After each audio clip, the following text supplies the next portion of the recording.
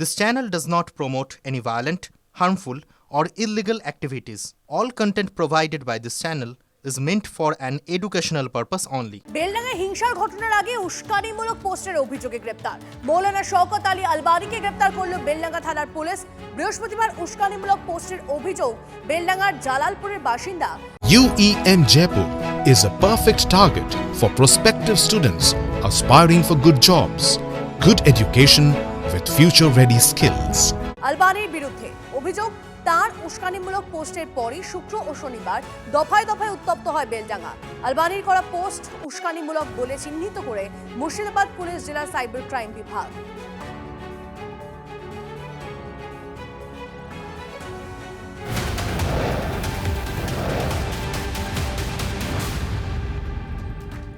I-PAC সংঘাতের আবহেই কলকাতায় ED director Rahul নবীন। 3রা ফেব্রুয়ারি I-PAC মামলার সুপ্রিম শুনানির আগে শহরে নবীন।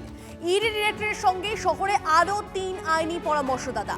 আজ সিজিওতে ইডি অফিসারদের সঙ্গে বৈঠক রয়েছে রাহুল নবীনের। অত্যন্ত গুরুত্বপূর্ণ, আজ সিজিওতে ইডি অফিসারদের সঙ্গে বৈঠক রাহুল নবীনের।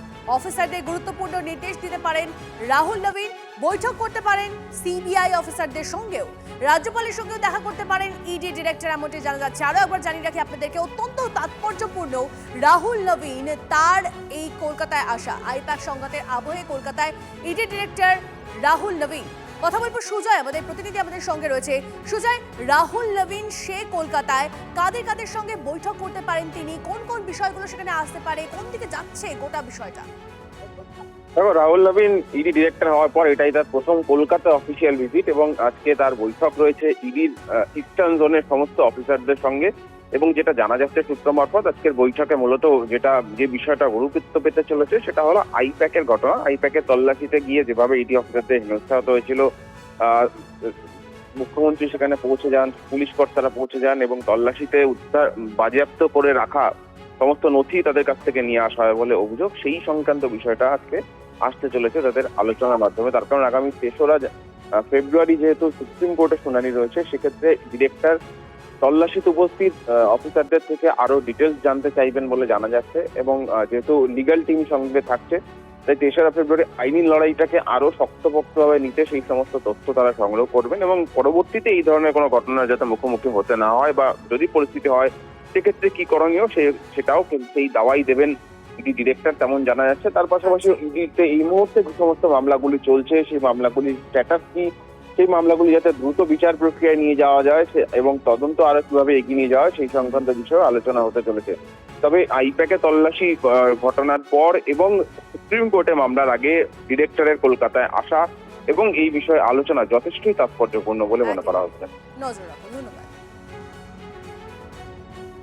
চারিদিক দিয়ে এমন ভাবে আষ্টে পেষ্টে তৃণমূল কংগ্রেস ঘিরে যাচ্ছে যে আগামী দিন তৃণমূল কংগ্রেসের কাছে এক বিরাট খারাপ দিন, অশুভ দিন আসছে। আমি মনে করি আজকে ইডির আধিকারিকরা এখানে আসা মানে আগামী দিনের প্রস্তুতিকে আরো জোরদার করা।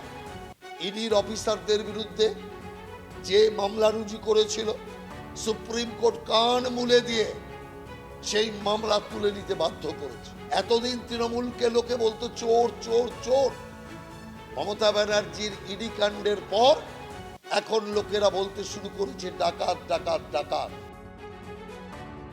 মামলা জোরদার করার জন্য কলকাতায় আসার কি প্রয়োজন আজকের দিনে, সেটা আমি বুঝি না। কারণ আজকের দিনে প্রযুক্তিগতভাবে আমরা যতটা এগিয়ে গেছি, আর আমাদের মাননীয় প্রধানমন্ত্রী ডিজিটাল ভারতের কথা বলেন, সেখানে একজনকে দিল্লি থেকে কলকাতায় আসতে হয় মিটিং করার জন্য, এটা আমি বিশ্বাস করি না। আসলে নির্বাচনের আগে ইডি, সিবিআই সহ সমস্ত কেন্দ্রীয় তদন্তকারী সংস্থাগুলো সেই রাজ্যগুলোতে, যে রাজ্যে নির্বাচন থাকে সেই রাজ্যে তাদের আনাগোনা বাড়তে থাকে। এটা চিত্রনাট্য, পুরনো চিত্রনাট্য, নতুন কিছু নয়।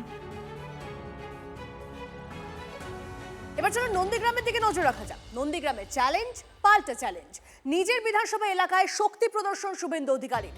রাম মন্দিরের প্রতিষ্ঠা দিবসে মিছিল, আর সেই মিছিলের ভিড় নিয়েই তৃণমূল বিজেপির তাল ঝোঁকাঝুঁকি। তৃণমূলের সবচেয়ে বড় রাজনৈতিক অস্ত্র মমতা ব্যানার্জি যেখানে ভোতা হয়ে পালিয়েছে, আর কিছু হওয়ার নেই। আমি তো চাইবো উনি আবার আসুন। নন্দীগ্রামের মানুষ 1956 সঙ্গে আরো একটা শূন্য লাগিয়ে 20,000 ভোটে হারাবে। এরকম যদি হয় আমি আশ্চর্য হব না। 50,000 ভোটে শুভেন্দু নন্দীগ্রাম হেরে যাবে। বিধানসভা ভোটের নির্ঘণ্ট প্রকাশ হয়নি এখনো, কিন্তু তেতে উঠেছে নন্দীগ্রাম। চ্যালেঞ্জ পাল্টা চ্যালেঞ্জ, ভোটের সুর সপ্তমে। 2021-এর নন্দীগ্রামের মহাযুদ্ধে মমতা বন্দ্যোপাধ্যায়ের বিরুদ্ধে শেষ হাসি হেসেছিলেন শুভেন্দু অধিকারী। 26-এর আগে সেই মাটিতেই ঘুরে দাঁড়াতে চাইছে তৃণমূল কংগ্রেস। হলদির ওপার থেকে এসেছে সেবাশ্রয়। এই পরিস্থিতিতে রাম মন্দিরের প্রতিষ্ঠা দিবসে নন্দীগ্রামে শক্তি প্রদর্শন করলেন বিরোধী দলনেতা। কিন্তু দিনের শেষে সেই মিছিলে কত ভিড় হলো তা নিয়েও চলল রাজনৈতিক টক্কর। এপ্রিল মাসে এবারে হারবে, জনগণ জেগে গেছে। হিন্দু সমাজ আজকে যেভাবে দেখলেন রাস্তায় নেমেছে, আমরা তো গাড়ি দিয়ে লোক আনি, এতজন এসছে, এরা প্রসাদ দিতে পারবে কিনাও জানি না, কিন্তু আজকে কিভাবে মানুষ বেরিয়ে এসছে হিন্দুত্বের টানে। হিন্দু বুথ ঐক্যবদ্ধ হয়ে গেছে। এই লড়াই হিন্দুদের বেঁচে থাকার লড়াই। মমতা বন্দ্যোপাধ্যায়ের এই যে উন্নয়নের পাঁচালী, তাই দেখে উনি বিব্রত হয়ে গেছেন। 25,000 বলে রে পাড়াতে মিছিল করছেন, 2500 লোকও হয়নি। লজ্জাকর ঘটনা। নির্বাচনী পরিসংখ্যান বলছে গতবার বিজেপির হয়ে শুভেন্দু অধিকারী 1956 ভোটে জয়ী হয়েছিলেন নন্দীগ্রামে। 23-এর পঞ্চায়েত নির্বাচনেও গ্রাম ও সমিতিতে গেরুয়া দাপট। 24-এর তমলুক লোকসভার অন্তর্গত নন্দীগ্রাম বিধানসভায় 8,000-এর বেশি ভোটে এগিয়েছিল বিজেপি। ফলে নন্দীগ্রামে কিছুটা হলেও অ্যাডভান্টেজে পদ্ম শিবির। আগামী নির্বাচনে তৃণমূলের সামনেও চ্যালেঞ্জ বেশ বড়। ভোটের এপিসেন্টার নন্দীগ্রাম। কনিষ্ক মাইতির রিপোর্ট, TV9 বাংলা।